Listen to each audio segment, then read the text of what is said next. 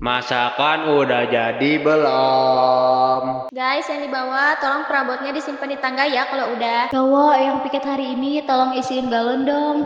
Yang di bawah tolong cuciin beras lah, mau masak nasi. Ayo guys, pada turun. Yang di bawah boleh minta colokin air gak? Guys, tokennya udah habis lagi ya. Besok pakai baju apa ya?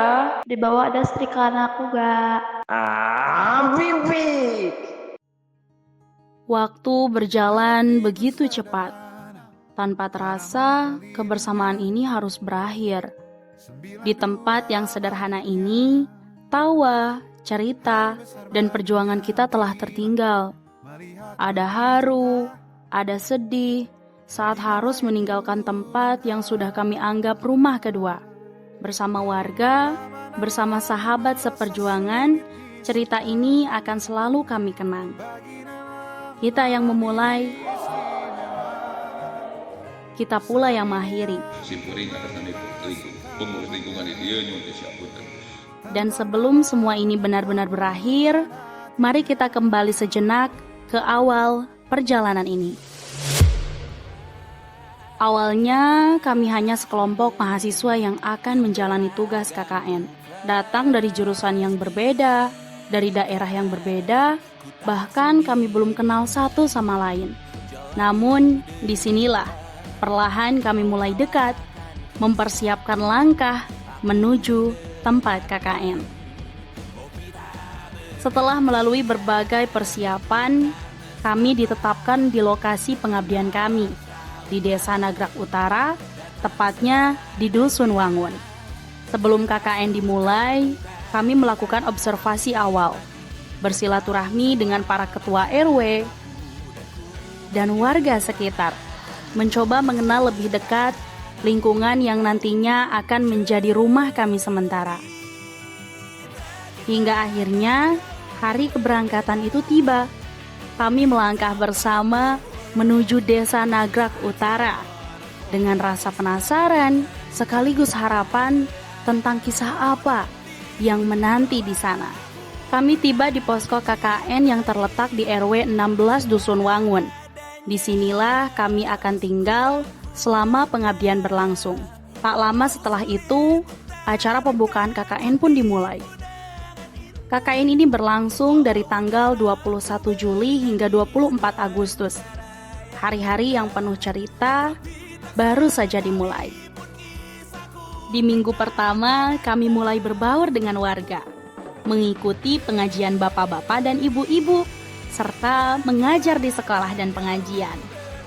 Semua itu kami lakukan sebagai perkenalan dan supaya lebih dekat dengan masyarakat.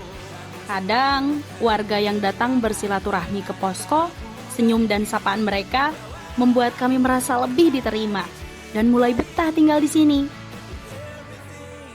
Di minggu pertama ini juga, kami mengadakan rembuk warga untuk mendengarkan langsung permasalahan yang ada di masyarakat.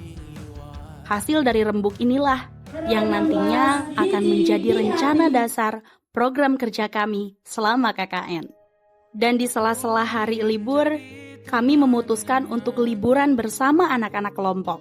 Sekedar melepas penat aja, mempererat kebersamaan, dan mengisi energi baru untuk hari-hari berikutnya. Memasuki minggu kedua, kami melaksanakan pemetaan sosial. Salah satu langkahnya adalah melakukan sensus kependudukan. Kelompok kami dibagi menjadi 5 tim. Lalu turun langsung mewawancarai warga dari rumah ke rumah. Dari data ini kami mulai memahami kehidupan warga Dusun Wangun dan cerita-cerita kecil yang ada di setiap rumah. Hai.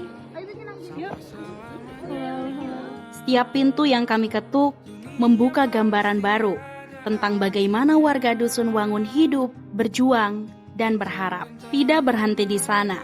Kami juga menyusun peta wilayah, baik secara manual maupun digital. Memasuki minggu ketiga, kami mulai membedah hasil dari rembuk warga. Harapan, masalah, dan potensi apa yang telah disampaikan. Kami telaah bersama.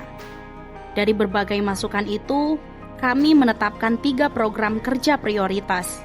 Program yang diharapkan mampu menjawab kebutuhan warga dan memberi manfaat nyata bagi Dusun Wangun, yaitu pendidikan, sosial, dan lingkungan.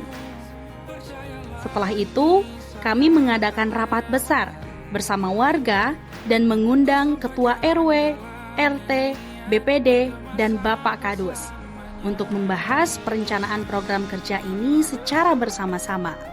Singkat cerita, kami memulai program kerja pertama, yaitu di bidang pendidikan. Permasalahan yang kami temukan, sekolah di Dusun Wangun masih kurang dalam hal brandingnya.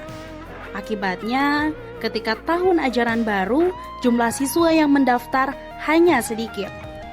Untuk menjawab hal tersebut, kami mengadakan pelatihan editing menggunakan Canva dan juga CapCut, ditujukan bagi OSIS, guru, dan juga siswa, agar mereka bisa lebih kreatif dan mampu mempromosikan sekolahnya dengan lebih baik. Setelah menjalankan program kerja di bidang pendidikan, kami pun beralih pada program kerja berikutnya, yaitu di bidang sosial.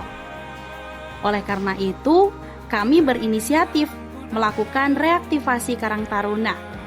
Dengan adanya Karang Taruna, diharapkan para pemuda bisa kembali aktif, bersinergi, dan berkontribusi nyata bagi lingkungan sekitar.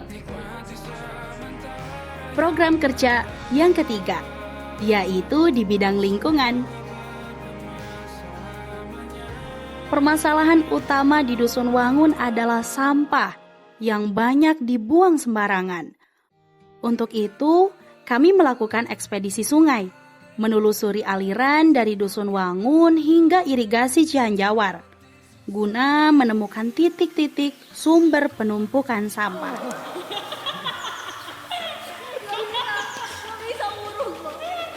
Tadi kamu gitu, tadi gitu.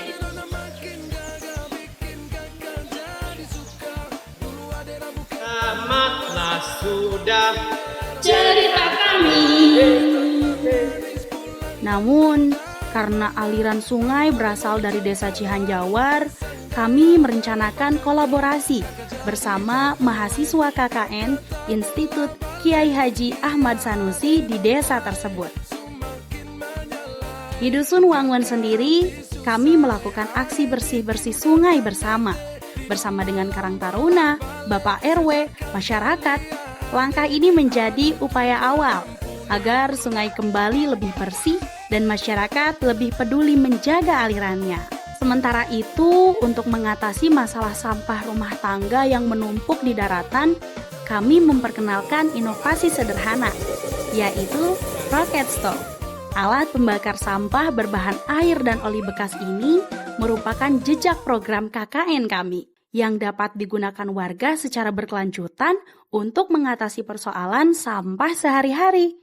Sebelum benar-benar meninggalkan Dusun Wangun, kami berpamitan dengan warga. Kami menyerahkan kenangan kecil dari perjalanan KKN ini, seperti peta hasil pemetaan sosial dan rocket stove agar tetap bermanfaat bagi masyarakat. Tak terasa, hari-hari kita lalui bersama akhirnya berakhir. Dari awalnya kita tidak saling mengenal, dan kini kita menjadi keluarga. Kita belajar bersama, berjuang bersama, tertawa,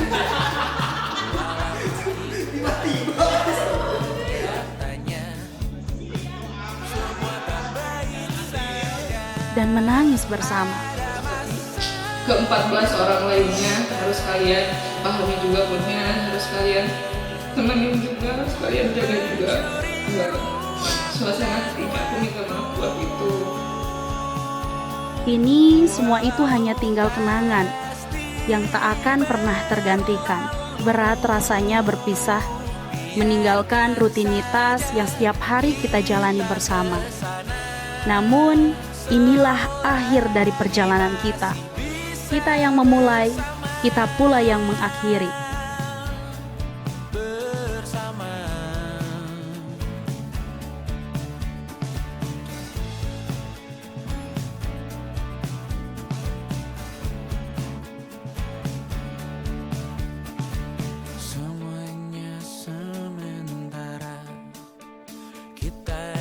Dan suatu saat nanti, mungkin kita akan merindukan hari-hari sederhana ini. Hari-hari di mana kita benar-benar merasa tidak pernah sendiri.